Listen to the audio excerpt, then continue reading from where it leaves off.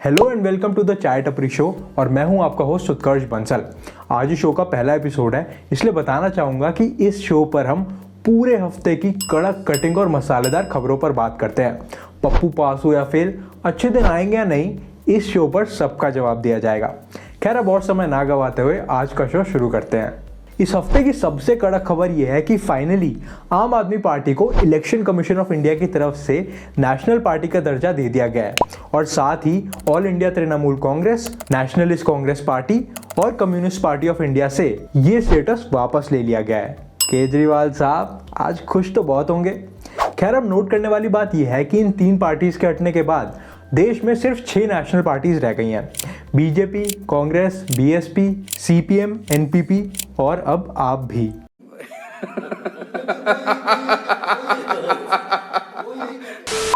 पर अब सवाल आता है कि एक नेशनल पार्टी और एक स्टेट पार्टी में फर्क क्या होता है।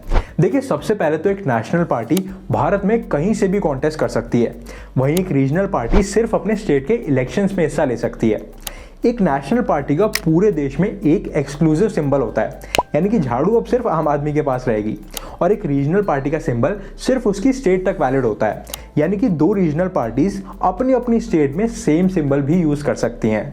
तीसरी चीज ये है कि एक नेशनल पार्टी को सरकार की तरफ से दिल्ली में एक लैंड दिया जाता है जिस पर वो अपना सेंट्रल ऑफिस या फिर हेडक्वार्टर भी बना सकती है। इसी के साथ इलेक्शन के दौरान एक नेशनल पार्टी को ऑल इंडिया रेडियो और दूरदर्शन पर डेडिकेटेड स्लॉट्स भी दिए जाते हैं। एक नेशनल पार्टी बनने के लिए किसी भी पॉलिटिकल पार्टी को 4 स्टेट्स में एक रीजनल पार्टी बनना होता है और इन स्टेट्स में एक सर्टेन परसेंटेज ऑफ वोट्स भी हासिल करने होते हैं। आपकी दिल्ली और पंजाब में तो सत्ता थी ही, इसी के साथ रिसेंटली आप गुजरात और गोवा में भी एक रिकग्नाइज्ड स्टेट पार्टी बन चुकी है। देखिए आपके लिए एक बड़ा ही अहम वक्त है क्योंकि ये पार्टी सिर्फ नवंबर 2012 में शुरू हुई थी और 10 सालों के अंदर अंदर ये एक नेशनल पार्टी बन चुकी है। अद्भुत, चमत्कार, अकल्पनीय। खैर इस हफ्ते की दूसरी सबसे बड़ी खबर कम कंट्रोवर्सी कम पॉलिटिकल डिबेट रही अमूल वर्सेस नंदिनी। देखिए मुद्दे पर आने से पहले थोड़ा इंट्रोडक्शन दे देता हूँ। अमूल देश की सबसे बड़ी डेयरी कोऑपरेटिव सोसाइटी है जो गुजरात मिल्क फेडरेशन चलाती है और गुजरात सरकार के अंडर आती है। इसी तरह नंदिनी देश की सेकेंड लार्जेस्ट कोऑपरेटिव सोसाइटी है जिसे कर्नाटका मिल्क फेडरेशन चलाती है और कर्नाटका सरकार के अंडर आती है। अब तक अमूल और केएमएफ यानी कि कर्नाटका मिल्क फेडरेशन दोनों ही बाकी स्टेट्स जैसे कि गोवा, मुंबई, नागपुर, हैदराबाद सब जगह अपने प्रोडक्ट जोरों शोरों से बेचते आए हैं, पर अब तक ये दोनों ब्रांड्स एक दूसरे की होम स्टेट्स में नहीं भिड़े थे। अब इस कहानी की शुरुआत तब हुई जब अमूल ने रिसेंटली ट्वीट किया कि अब अमूल के दूध और दही बेंगलुरु में भी ऑनलाइन प्लेटफॉर्म्स के जरिए अवेलेबल होंगे। अब ये बात कई प्रो कन्नड़ ऑर्गेनाइजेशंस और ऑपोजिशन पार्टीज जैसे कि कांग्रेस और जनता दल को पसंद नहीं आई। उनका कहना है कि अमूल की बेंगलुरु में एंट्री बीजेपी सरकार की उनके होम ब्रांड नंदिनी को खत्म करने की एक साजिश है। इसके तुरंत बाद बॉयकॉट गैंग ने अपना काम शुरू कर दिया और ट्विटर पर boycott Amul, go back Amul, save Nandini जैसे हैशटैग्स ट्रेंड करने लगे और दोनों ब्रांड्स के सपोर्टर्स आपस में ट्वीट खेलने लगे। इस पर कर्नाटका के सीएम बसवराज बोम्मई ने कहा कि इस इशू को पॉलिटिसाइज किया जा रहा है क्योंकि अगले महीने कर्नाटका में इलेक्शंस हैं। इसी के साथ अमूल के एमडी जयंत मेहता ने कहा कि देखिए भैया, अमूल का 1 लीटर टोन्ड मिल्क ₹54 का होता है और इसी तरह नंदिनी का 1 लीटर दूध 39 रुपीज़ का होता है। यानी कि ये बात साफ है कि यहाँ किसी भी तरह का कंपटीशन नहीं हो रहा है और अमूल की बेंगलुरु में एंट्री से नंदिनी को कोई भी असर नहीं होगा। देखिए वैसे तो इस पूरे मुद्दे को समझने के लिए काफ़ी पीछे जाना पड़ेगा, पर अभी हाल फिलहाल में क्या चल रहा है ये जानने के लिए इतना काफ़ी है। अच्छा, हमको सिखा रिया है। रिसेंटली प्रोजेक्ट टाइगर की 50वीं सालगिरह पर पीएम नरेंद्र मोदी ने इंडिया का टाइगर सेंसस रिलीज किया है जिसमें पाया गया है कि इस समय इंडिया में 3167 टाइगर्स हैं। आपकी जानकारी के लिए बता दूं कि पिछली बार ये सेंसस 2019 में रिलीज हुआ था जिसके मुताबिक तब इंडिया में 2967 टाइगर्स थे, यानी कि पिछले 4 सालों में इंडिया में 200 टाइगर्स और बढ़ गए हैं। अच्छा कमाल की बात यह है कि वर्ल्ड वाइड फंड की एक रिपोर्ट में पाया गया है कि पूरी दुनिया में सिर्फ 4,500 टाइगर्स हैं, यानी कि दुनिया के 70% टाइगर्स केवल इंडिया में हैं। देखिए देश के लिए बड़े गर्व की बात है क्योंकि एक ज़माना ऐसा भी था जब इंडिया में 40,000 टाइगर्स हुआ करते थे, लेकिन उस समय टाइगर का शिकार करना एक अचीवमेंट मानी जाती थी और 1972 तक सिर्फ 1411 टाइगर्स रह गए थे, यानी कि they were almost at the verge of extinction. अरे नहीं नहीं, टाइगर की बात हो रही है, उसकी थोड़ी। यार तुम हर चीज़ में भाई को बीच में ले आते हो। उस समय तब की प्राइम मिनिस्टर इंदिरा गांधी ने एक बड़ा कदम उठाया और देश में टाइगर हंटिंग बैन करने के साथ साथ वाइल्ड लाइफ प्रोटेक्शन एक्ट भी लॉन्च किया। इसके ठीक एक साल बाद जब IUCN ने टाइगर को एक एंडेंजर्ड स्पीशीज डिक्लेयर किया, तब 1 अप्रैल 1973 को जिम कॉर्बेट नेशनल पार्क में प्रोजेक्ट टाइगर को लॉन्च किया गया था। यानी कि 1972 से आज तक प्रोजेक्ट टाइगर की सक्सेस स्टोरी सिर्फ इंडिया के लिए नहीं बल्कि पूरी दुनिया के लिए एक मिसाल है। क्या बात है सर, क्या बात है सर, क्या बात, ये बात है। अरे सर क्या बात। अगला समाचार है खास मुंबई वालों के लिए। तो मुंबई वाले अपना सीना चौड़ा कर लो क्योंकि मुंबई दिल्ली को पिछाड़कर इस लिस्ट में कर गई है क्वालिफाई। अभी मजा आएगा ना भिड़ो। रिसेंटली एक London based media outlet Times Out ने एक लिस्ट निकाली है world's best cities for public transport और इसमें मुंबई ने 19th रैंक हासिल किया है। In fact Mumbai is the only Indian city जो इस लिस्ट में अपनी जगह बना पाई है और इसका ज़्यादातर क्रेडिट जाता है मुंबई के रेल नेटवर्क को, जिन्हें मुंबई लोकल्स भी कहा जाता है। इस लिस्ट के लिए टाइम्स आउट ने दुनिया के 50 शहरों में 20,000 लोगों से सर्वे लिया, जिसमें मुंबई के 81% लोगों ने कहा कि मुंबई लोकल्स की वजह से उनका रोज़ का आना जाना काफ़ी आसान हो गया है और इसमें वहाँ की बसेस, ऑटो रिक्शाज, टैक्सीज का भी एक बहुत बड़ा रोल है। इसके अलावा मुंबई में रिसेंटली 2 नई ऐप्स भी लॉन्च हुई हैं जिसकी मदद से वहाँ पर ट्रैवल करना और भी आसान हो गया है। सबसे पहली है चलो पे ऐप, जिससे वहाँ पर लोग किसी भी बस में चढ़कर इस ऐप के ज़रिए पे कर सकते हैं और टिकट ले सकते हैं। और दूसरी है एम इंडिकेटर ऐप, जिसकी मदद से मुंबईकर्स लोकल ट्रेन्स को रियल टाइम ट्रैक कर सकते हैं। यार ये मुंबई वाले दिल्ली से पोल्यूशन में भी आगे निकल गए, यहाँ भी जीत गए, IPL में भी हरा देते हैं। ये हो क्या रहा है भाई? दिल्ली वालों कब खोलेगा तुम्हारा खून?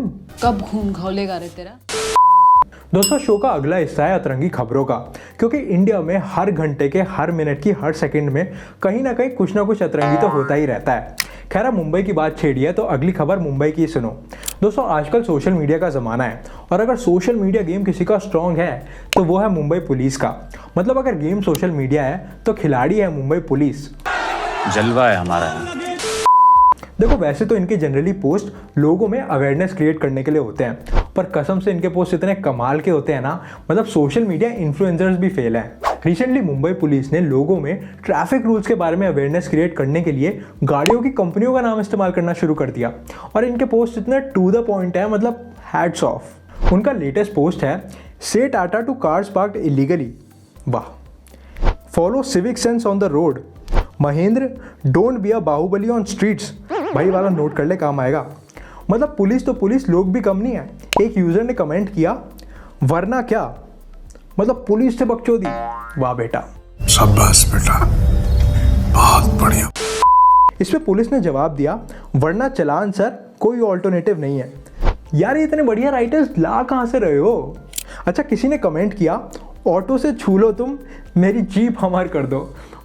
थोड़ा डबल मीनिंग हो गया पर मजा आया। सही खेल गया बेंच।